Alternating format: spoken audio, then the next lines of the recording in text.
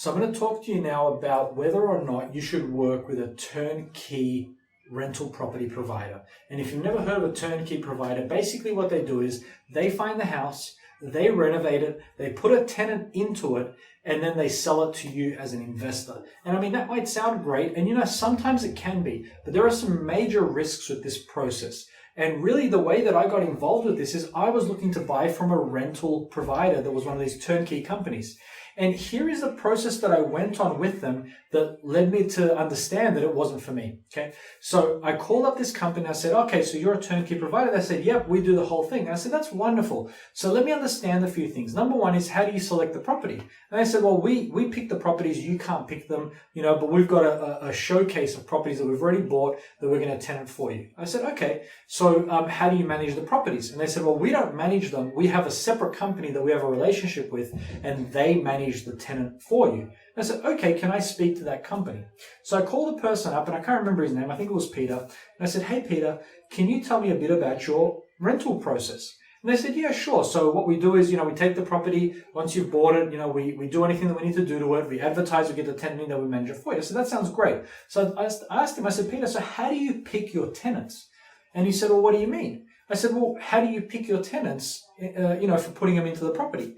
And they said, well, we have a qualification process, and we take the first person that qualifies for that process.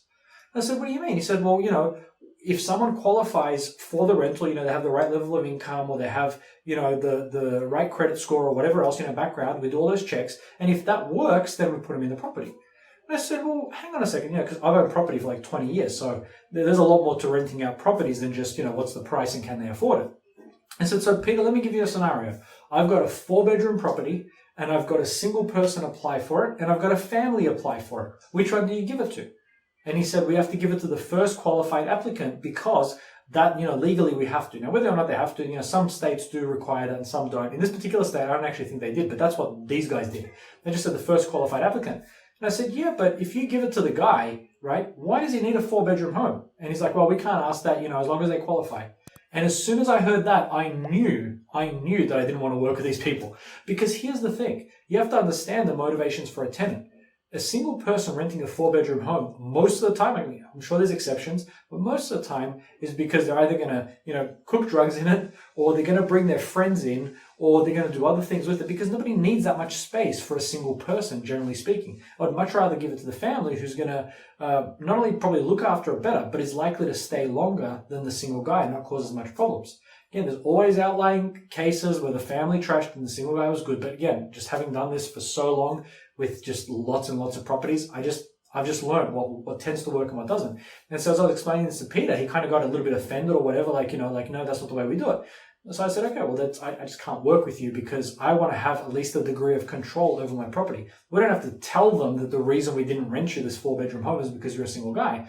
But we need to have an agreement, like me and the company that I'm working with has to have an agreement where we understand each other about what I'm looking for in my tenancy, because ultimately you work for me.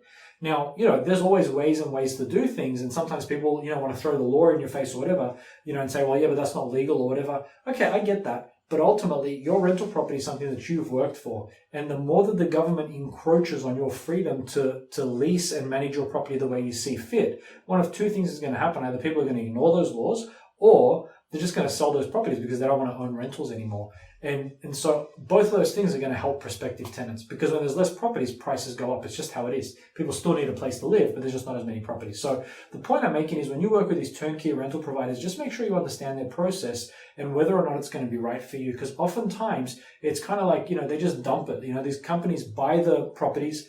They don't repair them very well. I've been in properties that have been renovated where there was a hole in the wall and they put duct tape over the hole and then just painted it.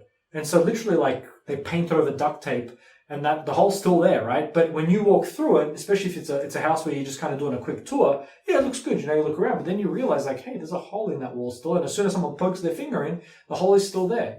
They use the cheapest materials.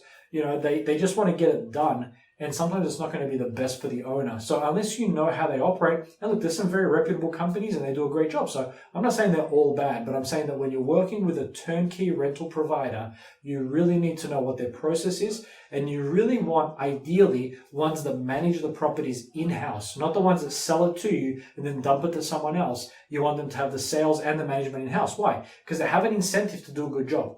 Because if you say to them, like, hey, I've got a problem, now they've got to fix it because they were there from the start. They bought the property, they renovated, they put the tenant in, they're responsible for the whole thing. Whereas if you go to the rental provider, a year later and say, hey, I discovered this issue, they're like, well, that's not us. That was the guy that was the soldier of the property. You go back to them, they have no incentive to help you because they've already got your money, right? So if you can work with someone that does it all, it tends to be better. It doesn't stop problems from happening, but it just reduces the risk. So they're just things to be aware of as you go on this journey, and some of the things to consider if you're going to work with a turnkey rental provider. So I hope this helped. I'll see you next time.